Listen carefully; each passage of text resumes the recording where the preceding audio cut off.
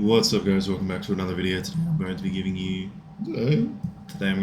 a ranking of all of the LCK teams. First up, DRX. I don't have a lot of faith in these guys. I don't have a lot of faith in the roster, but they have a lot of rookies on the roster. Let's look at the roster. So yeah, DRX. They've kept Rascal, but they've got Sponge, Satab, Plater. They brought in Teddy from Live Sandbox, I think, right? Yep, from Live Sandbox. So it's a decent roster, but I just don't have a lot of faith in them. Whereas you look at FearX, basically the same thing, but I have more faith in Buller and Closer. Henna and Execute, I think, are all new, clear. You know, they've brought in a lot of rookies as well. It seems to be what the bottom teams love to do, is bring in rookies.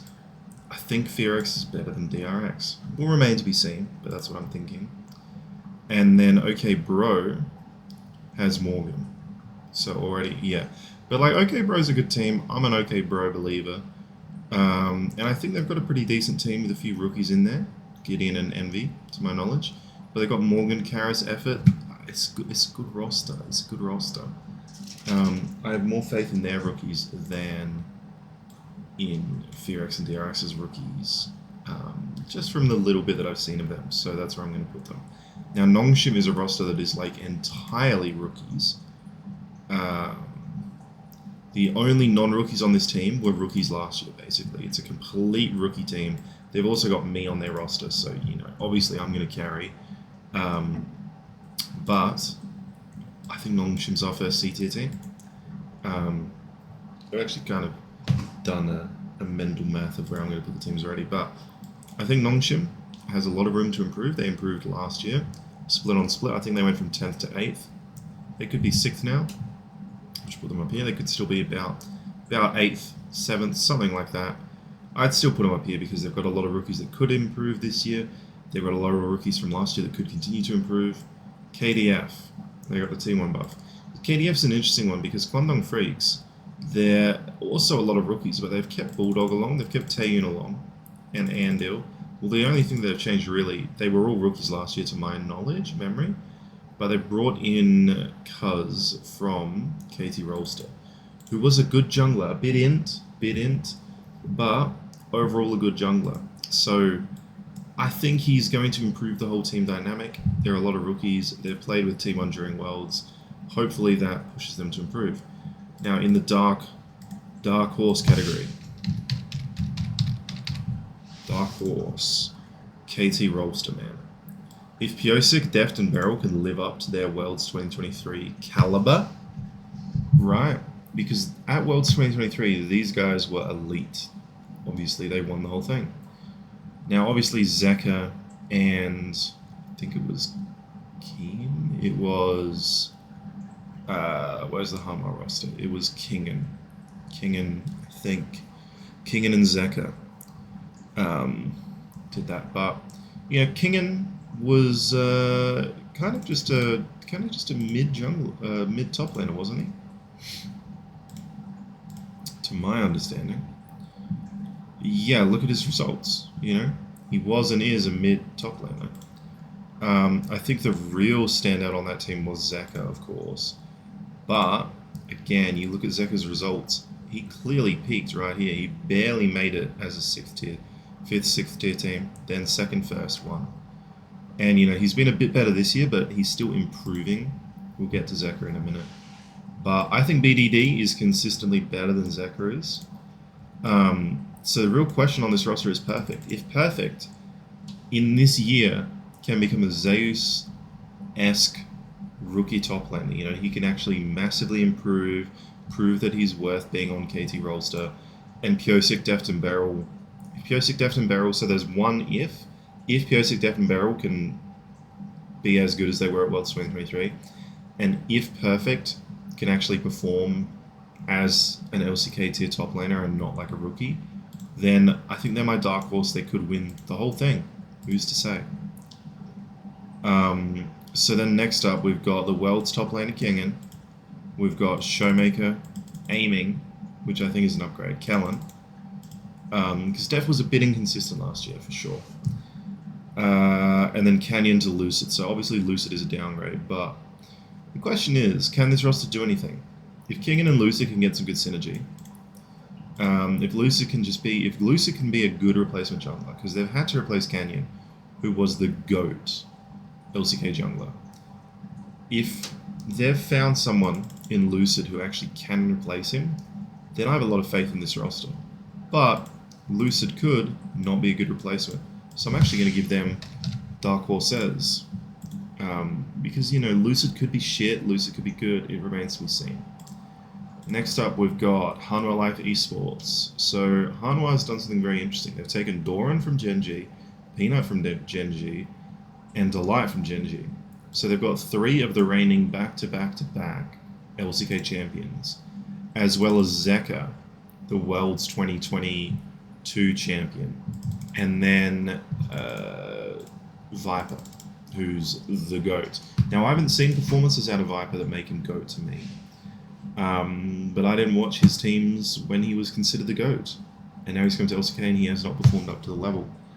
Zeka, I did watch his performances during Worlds. I followed the boy. I really liked DRX, especially when they were the 6th place team. I was following all of LCK and they were upsetting everyone, and I started following along, so I followed their whole Worlds run. He really impressed me consistently, week on week, match on match. And, you know, he won the whole thing. I mean, by the end, I was like backing DRX to beat T1. I posted videos of it on my Instagram and stuff. I was super happy. It is what it is. Because I figured they'd never get another chance. And they probably won't, but Hanwha Life, I think, is an A tier team. I would put them in S tier, to be honest. You got Zeka Viper, you got Doran Peanut Delight.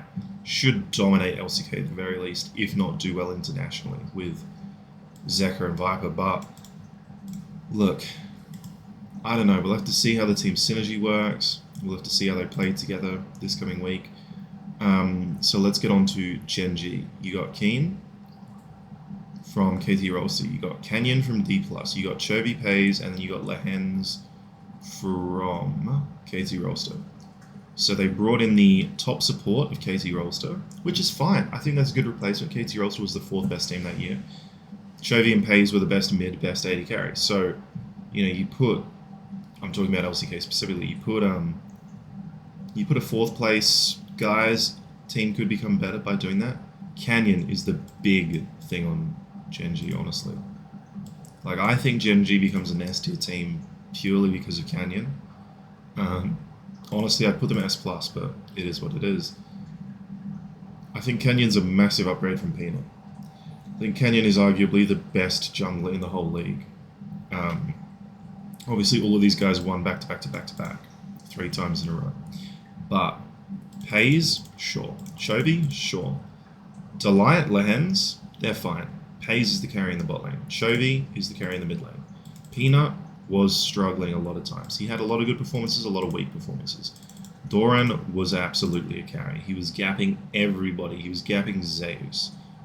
So Doran is a bit of a loss for them, but Keen's not bad. It will remain to be seen how he does. But Canyon is a massive upgrade over Peanut, and Keen might not be such a big downgrade over Doran.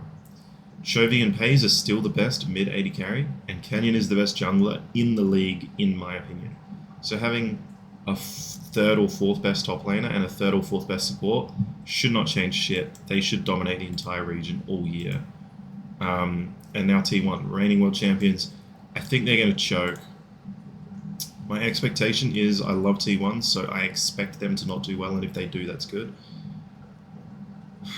I always say that, but then when Worlds came around, I was really backing them to do well, and they had a really good run. But look, they've kept the whole roster a 3rd year in a row.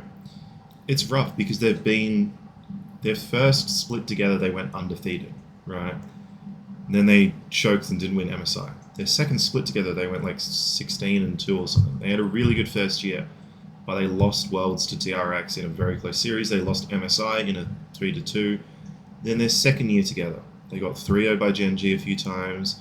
They got 3-1 by BLG at MSI, or am I remembering correctly? Yeah, because it's their 3rd year together.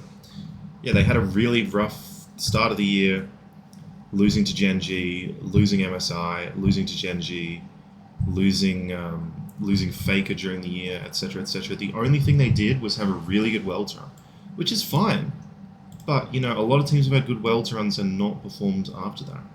I expect that the team, now that they've reached that pinnacle, maybe they don't have as much to strive for. Maybe they all peaked at the perfect time. The question is, can they retain that peak? A lot of teams have defended being world champions. T1 is one of them. But this roster has not. This roster hasn't defended any trophies. They've never won any trophies other than Worlds. They haven't won MSI. They haven't won the LCK, at least for the last 3 years. So maybe they won the first year they were together. Regardless, point being, this is their 5th split together. I think any roster that can maintain playing together well for 5 splits is impressive.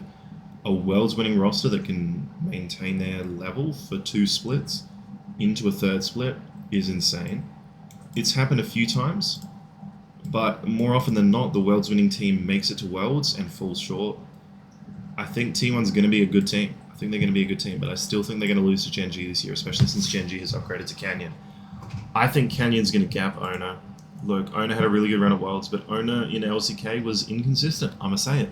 So I'm expecting that we're going to see some banger matches between T1 and GenG. We get to see them play together on the first day, so I'm keen to see that.